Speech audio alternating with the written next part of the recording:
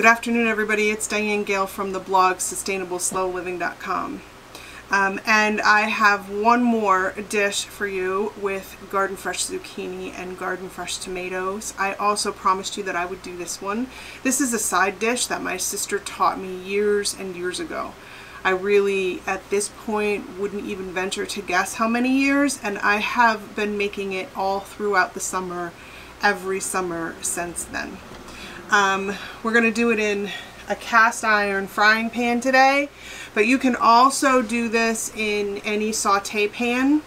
It will work just as well. Perhaps even better because of the lid situation. You need a lid at the end of this dish to melt the cheese, and of course with the saucepan you're going to have that. I do happen to have that for my cast iron frying pan because I have this lid that fits my cast iron Dutch oven, and it fits the frying pan well enough to use it.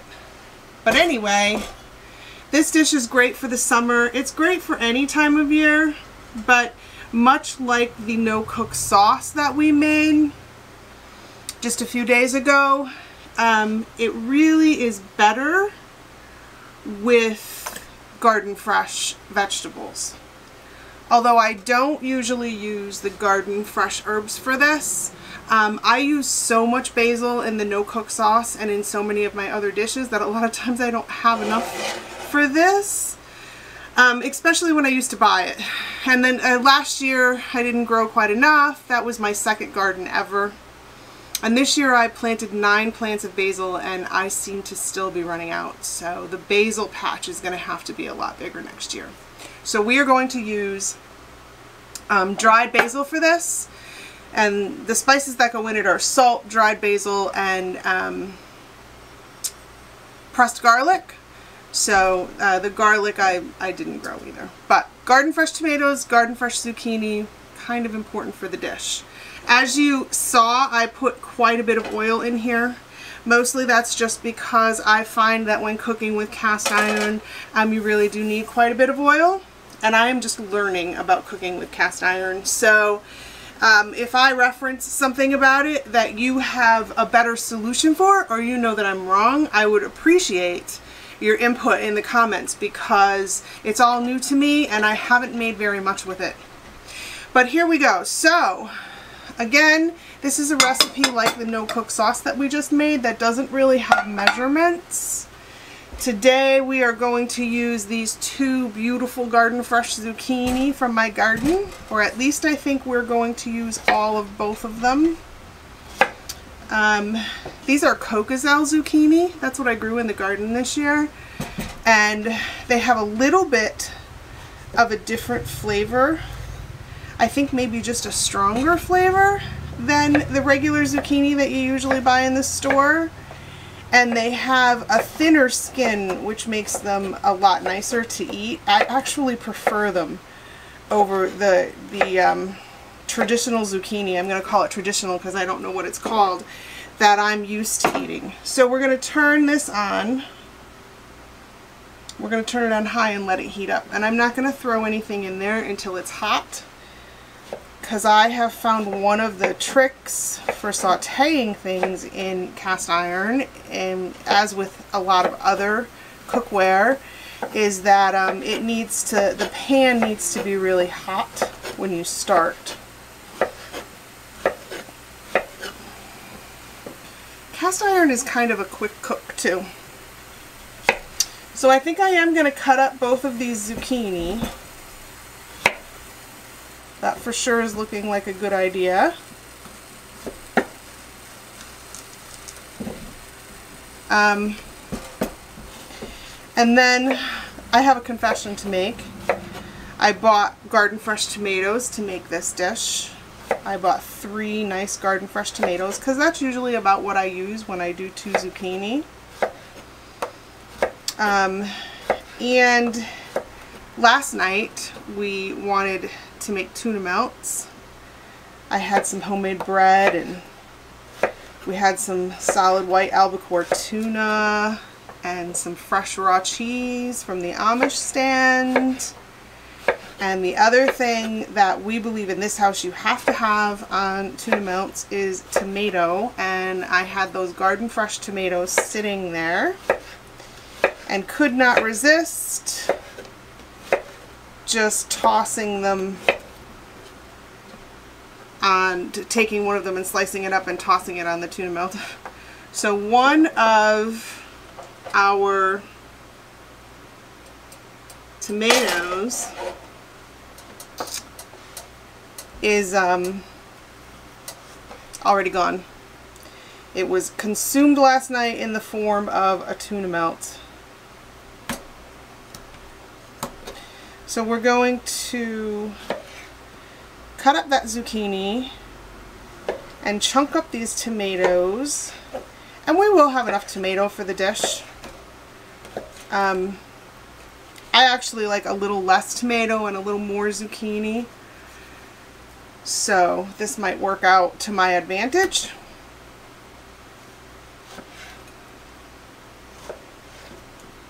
The veggies that you use in this, really everything is done by eye. I can smell that oil getting too hot already.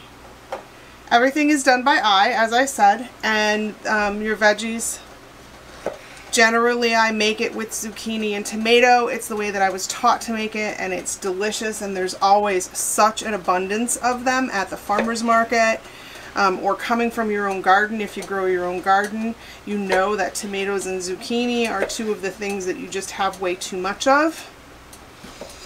So that's how I usually make it.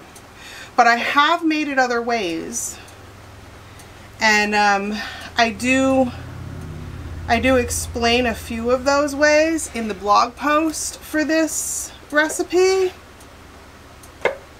and that's over at sustainableslowliving.com. You can check out the blog post. I didn't put up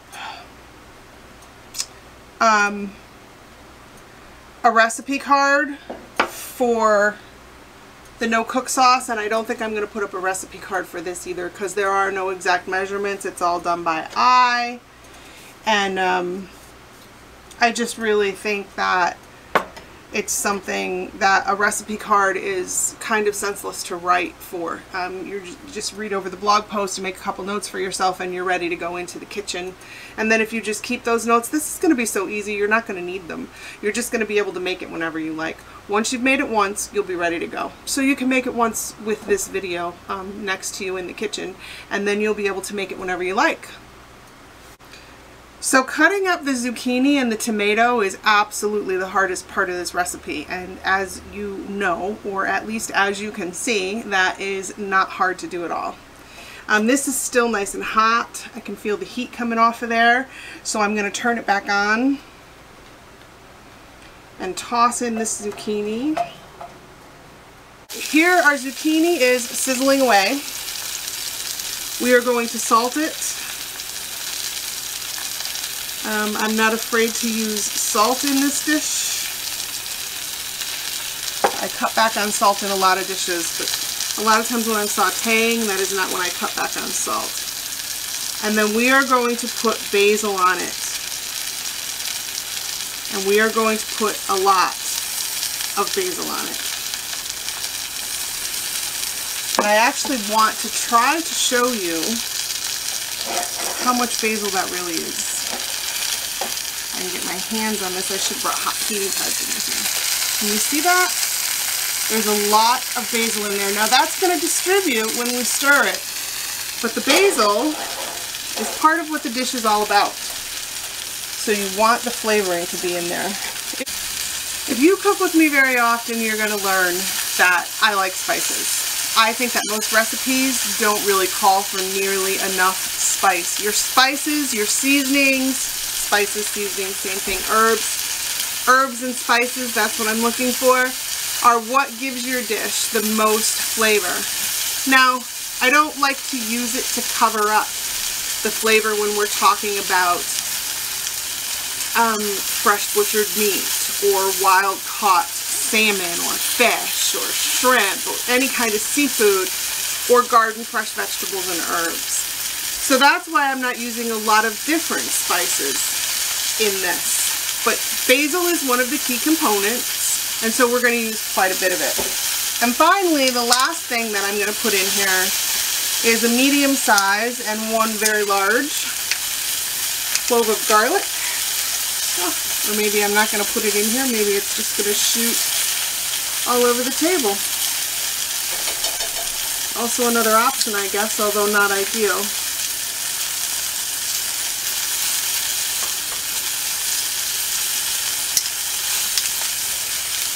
And honestly, how much garlic you put in is up to you. I say it probably in just about every video. We're garlic lovers. My son and I both, me more than my son, but I cook at home and he doesn't usually. Although he can cook, he's a good cook. So I like to use a lot of garlic.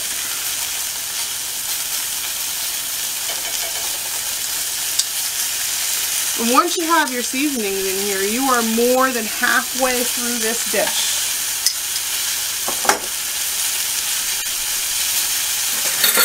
I'm just going to take and start stirring it up so that we don't burn it, and so that we start to distribute all that basil. It's like being at a campfire, it's trying to come right toward me. You know how when you're sitting at a campfire and the smoke starts to come toward you, and no matter where you move, it follows you? I feel like that's what's going to happen with this zucchini dish right now. Alright, you guys, I've got this just the way I like it. You want to do it the way you like it. I like my zucchini to be a little charred, almost as though it had been done on a barbecue grill.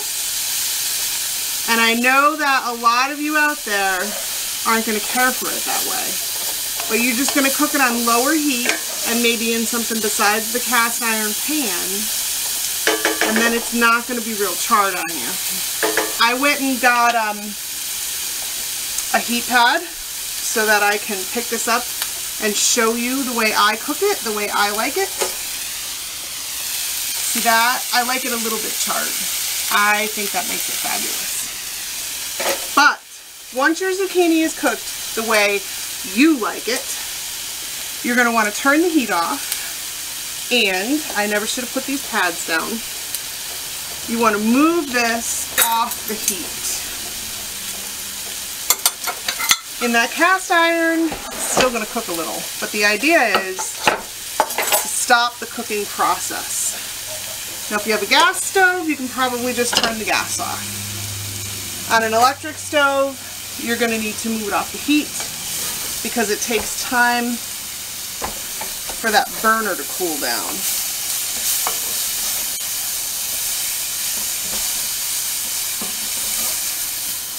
Oh, see, I love that char. Oh my goodness, that looks so good. Okay.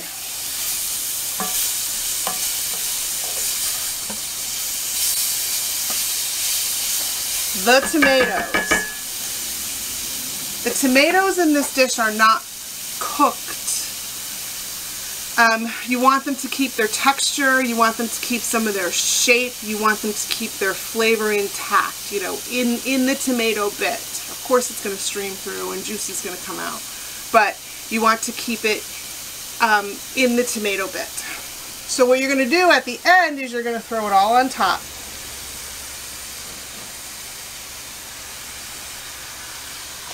And then as quickly as you can,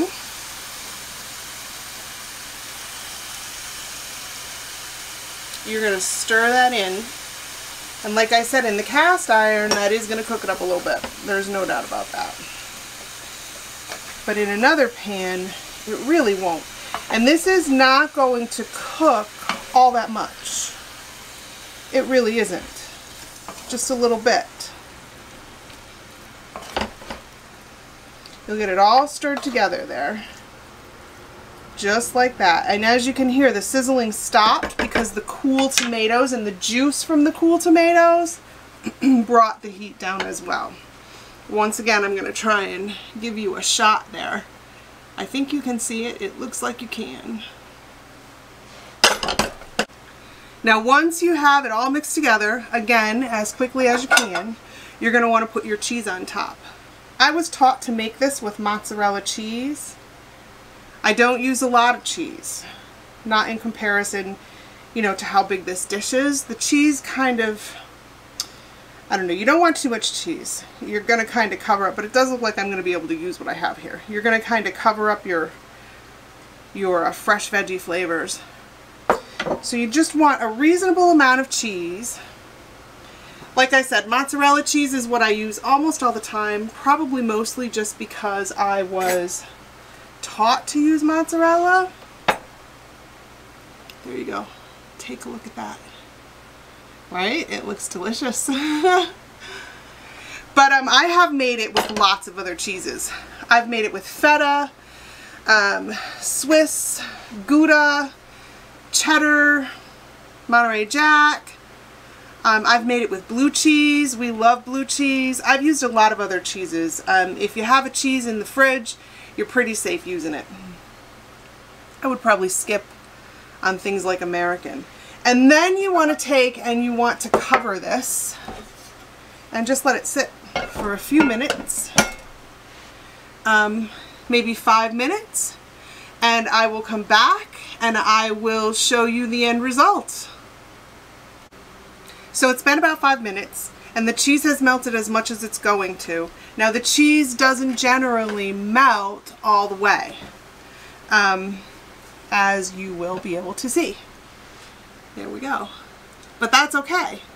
If you want it to melt more, you can put it in the oven.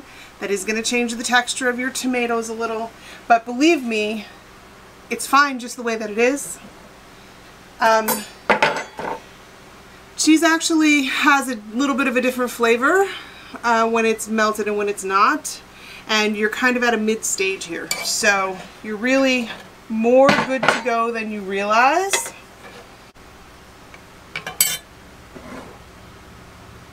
There we go. Done. Perfect side dish, full of garden fresh flavor, amazing for the summer. You really are going to love this. It is going to be one of your favorite dishes. I know, I say that about just about everything I cook. Maybe it's because I love food. Maybe it's because I'm showing you my favorite dishes. But it's a great, great dish. And I think that you'll make it all the time. And you saw how quick it was, how easy it was. It just, 10 minutes done. This is perfect for those nights that you put like a steak out on the grill, or some ribs out on the grill, some chicken thighs or chicken breasts out on the grill. Because if you do those and you make this up, that's all you need for dinner. And your stovetop is on in your kitchen for just 10 minutes. It keeps your kitchen nice and cool, and you have a fabulous, fabulous dinner. So we definitely have to get a taste. Let's do that. Little tomato, little zucchini, a little cheese.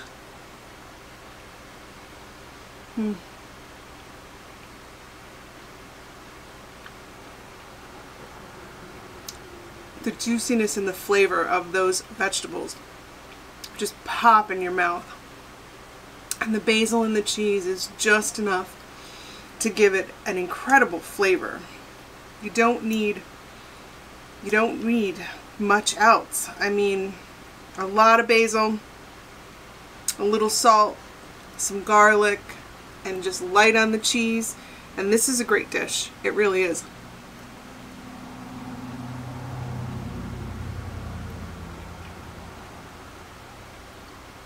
As a veggie lover, I think it's fabulous. But I think that a lot of people who are not big veggie lovers would really enjoy this dish.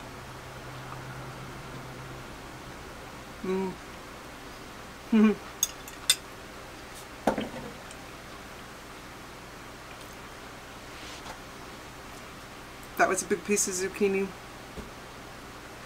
So please do give it a try. Take a minute to let me know what you think of it, either in the comments on the blog or the comments below this video. And if you enjoyed this video, Give it a thumbs up. It's painless to do. It takes 1 second to hit that thumbs up, and it helps the channel a lot because it lets YouTube know that people are enjoying the content, and so YouTube will spread the content to other people. If you really enjoyed this video and you want to see more of what I'm going to do in the future, hit the subscribe button down below and the notification bell so that you get notified every time that I put out a new video. And if you're interested in helping me promote the channel, or if you just want to share a great recipe with your friends, share this video on your social media, Facebook, Instagram. Let your friends know that it's a great dish to make. They'll check it out and you'll all be eating healthier this summer.